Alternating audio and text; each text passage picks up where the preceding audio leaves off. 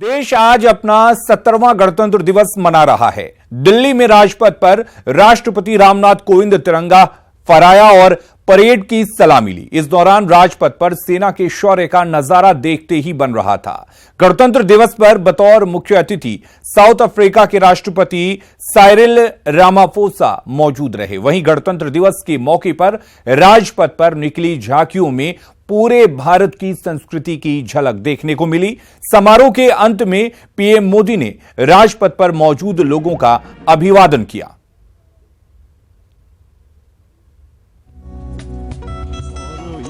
हाय हाय राम रहीम अल्लाह राम। गोवा की झांकी विषय तन खेत माही की मनमानी। और यहाँ राजपथ पर ऊर्जा मंत्रालय की झांकी। और वहीं 17वां गणतंत्र दिवस समारोह बिहार में भी धूमधाम के साथ मनाया गया। पटना के गांधी मैदान में मुख्य समारोह का आयोजन हुआ। इसके साथ ही सभी जिलों में तिरंगे को सलामी दी गई।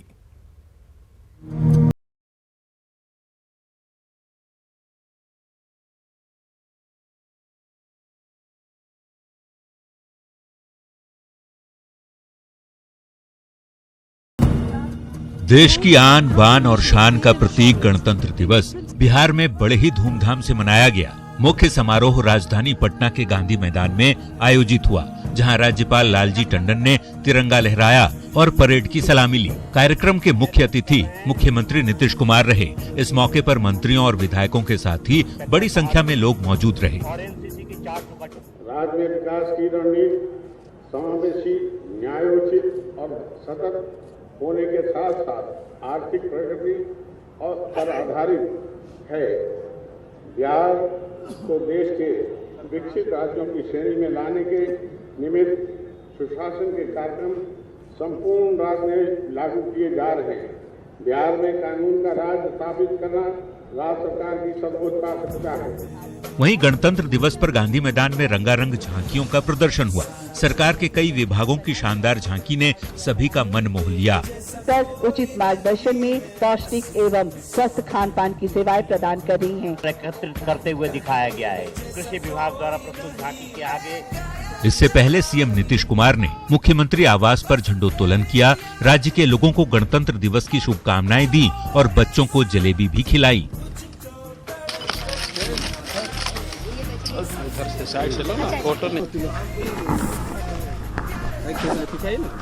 वहीं राजधानी से सटे फुलवारी शरीफ में रामपुर फरीदपुर के महादलित टोले में गणतंत्र दिवस समारोह में मुख्यमंत्री ने हिस्सा लिया। यहां बुजुर्ग रामदेव चौधरी ने झंडोत्तोलन किया। इस मौके पर डिप्टी सीएम सुशील मोदी, केंद्रीय मंत्री रामकृपाल यादव समेत कई नेता मौजूद थे। इसके साथ ही प्रदेश भर के तमाम जिलों में भव्य तरीके से गणतंत्र दिवस समारोह का आयोजन किया गया और जिले के प्रभारी मंत्रियों के साथ ही प्रशासन से जुड़े अधिकारियों ने तिरंगे को सलामी दी। और समाज के हर तबके के सम्मान के लिए उनको अधिकार मिले, इसके लिए काम करना प्रारंभ किया गया। बहुत कुछ हुआ है इस देश में, बहुत कुछ होना बाकी है। पटना में सियासी पार्टियों के मुख्यालय पर भी गणतंत्र दिवस मनाया गया और नेताओं ने तिरंगे को सलामी दी। तो गणतंत्र दिवस का जश्न पूरे उत्साह के साथ प्रदेश भर में देखा गया।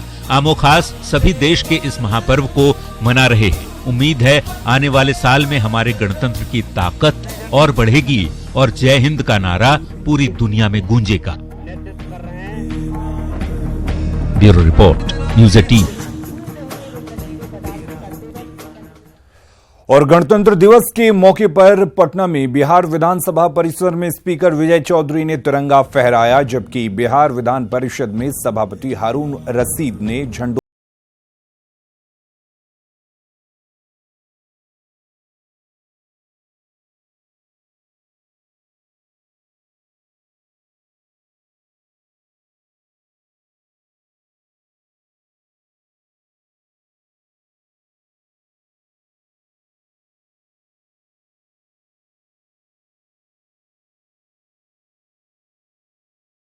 और सीवान में पर्यटन मंत्री प्रमोद कुमार गुप्ता ने सासाराम में न्यू स्टेडियम में डीएम पंकज दीक्षित ने, अररिया के सुभाष चंद्र बोस स्टेडियम में डीएम ने और शेखपुरा में गणतंत्र दिवस का मुख्य समारोह परेड ग्राउंड में आयोजित हुआ, जहां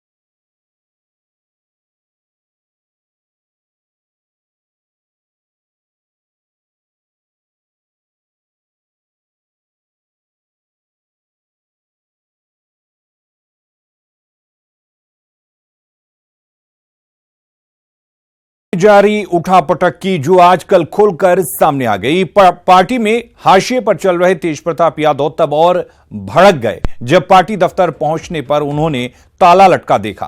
फिर क्या था, गुस्साए तेजप्रताप ने प्रदेश अध्यक्ष को ही हैसियत बता दी। दफ्तर में लगे ताले से बढ़ा तेज पारा। किसने लगवाया तेज प्रताप के लिए ताला? दफ्तर बहाना है, पूर्वे निशाना है।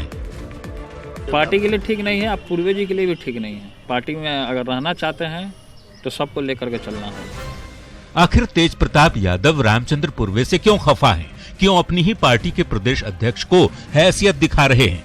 तो वो भी जान लीजिए। दरअसल पटना में राजद दफ्तर में तेज प्रताप की नो एंट्री हो गई है और पार्टी दफ्तर में ताला लटक गया है। गणतंत्र दिवस के मौके पर जब तेज प्रताप पार्टी दफ्तर जाना चाहे तो उन्हें गेट पर ताला लटका हुआ मिला।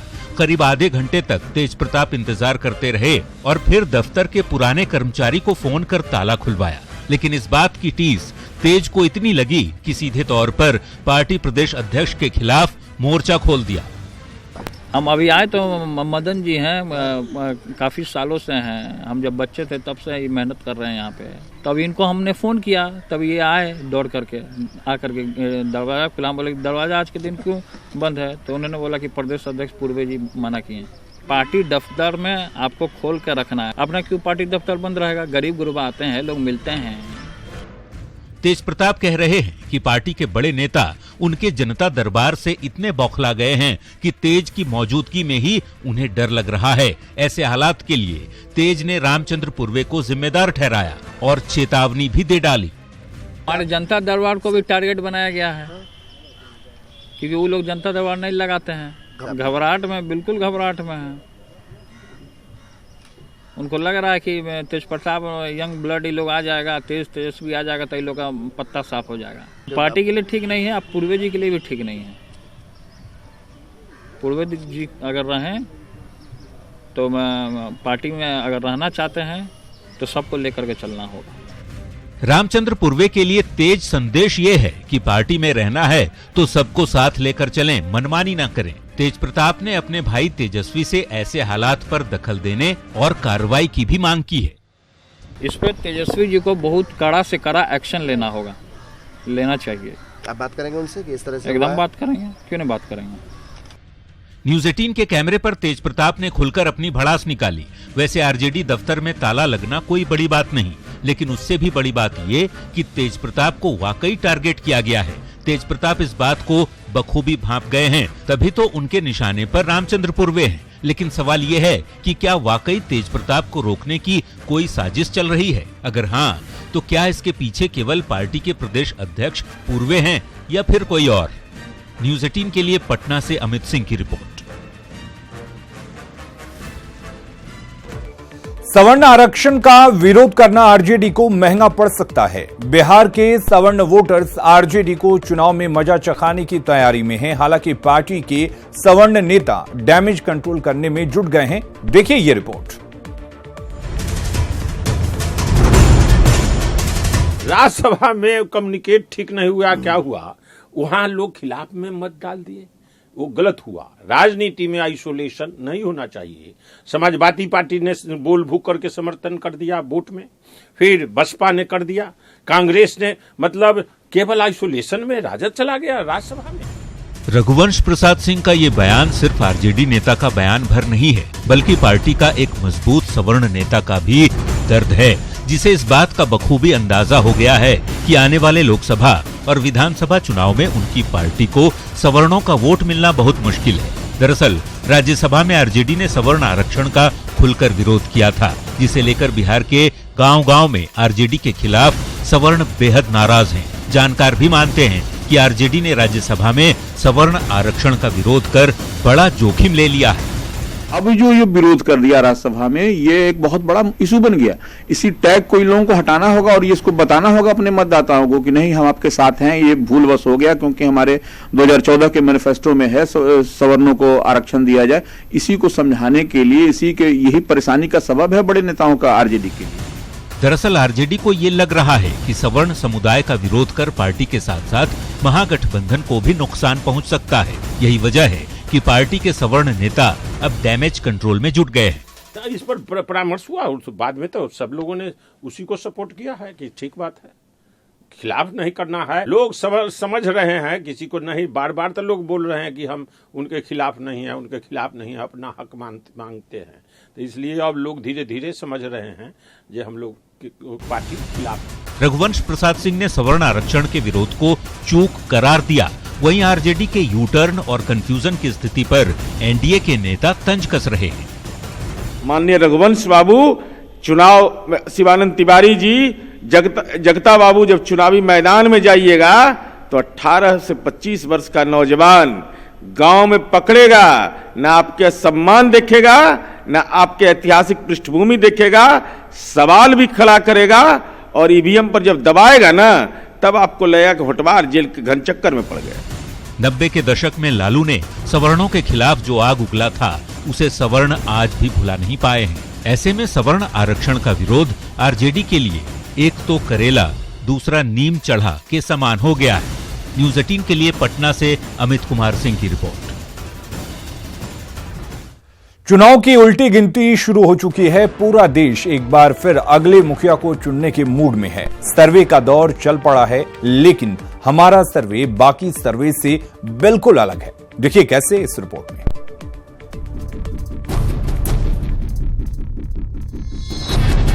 चुनाव की घड़ी करीब आते ही अनुमानों की आंधी भी तेज होती जा रही है। देश के कोने कोने से शहर से गांव तक अगली सरकार को लेकर माथापच्ची जारी है।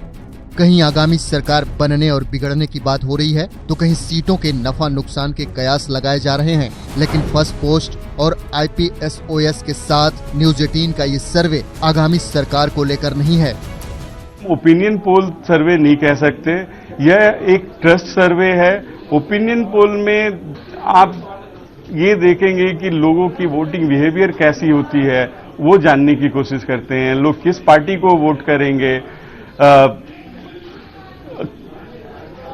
उसके बारे में बात होता है। हम यहाँ पे ना किस पार्टी को वोट करेंगे या किस पार्टी को प्रेफर करते हैं, इस क्वेश्चन को हम यहाँ पे हैंडल नहीं कर रहे हैं। नेशनल ट्रस्ट सर्वे के जरिए हमने किसी से वोटिंग को लेकर सवाल नहीं किया, हमने सिर्फ लोगों के भरोसे को टटोला।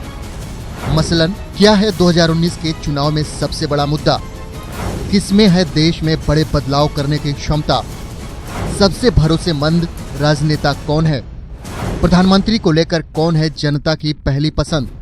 पूरे सर्वे में किसी से भी वोटिंग को लेकर कोई सवाल नहीं किया।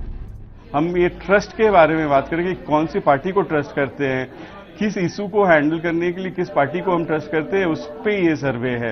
इसलिए हम इस सर्वे को ओपिनियन पोल से रिलेट नहीं करेंगे। चलिए आपको बताते हैं कि सर्वे के दौरान हमने जनता से कौन कौन से सवाल किए। राष्ट्रीय मुद्दों को सुलझाने के मामले में किस पार्टी पर भरोसा है? महंगाई पर कौन लगाम लगा सकता है? कानून व्यवस्था को कौन बेहतर बना सकता है? कौन भ्रष्टाचार पर लगाम लगा सकता है? सांप्रदायिक सौहार्द कौन बनाए रख सकता है? विदेशों में भारत की छवि को कौन बेहतर कर सकता है? इस सर्वे के केंद्र में ट्रस्ट है, जहां पे कि इसके परिणाम स्वरूप आप ये जान पाएंगे कि हम कौन से राजनेता को ज्यादा ट्रस्ट करते हैं। प्रधानमंत्री पद के लिए किस राजनेता को सबसे ज्यादा हम ट्रस्ट करते हैं। जो डे टू डे लाइफ में कठिनाइयां हुई उसे हल करने के लिए कौन से पार्टी सबसे ज्यादा सुटेबल है, हम किसको ट्रस्ट कर सकते हैं, उसके बारे में है। यकीनन इस सर्वे में आम आदमी से जुड़े मसले को लेकर जनता का मन टटोलने की कोशिश की। आगामी चुनाव में होने वाली जीत हार से इस सर्वे का कोई लेना देना नहीं है। इस सर्वे का उद्देश्य पूरी तरह से लोगों के भरोसे को आम जनता तक पहुंचाना है। Bureau report, news 18 network. और बड़ी खबर पटना से है, जहां गणतंत्र दिवस के दिन अपराधियों ने बड़ी वारदात को अंजाम दिया है। पाटलिपुत्र थाना क्षेत्र के लोटस अपार्टमेंट में सीए आशीष हल्दर के फ्लैट में अपराधियों ने लूटपाट की। 4 की संख्या में आए नकाबपोश अपराधियों ने आशीष की पत्नी को बंधक बना लिया। विरोध करने पर उनके साथ मारपीट की।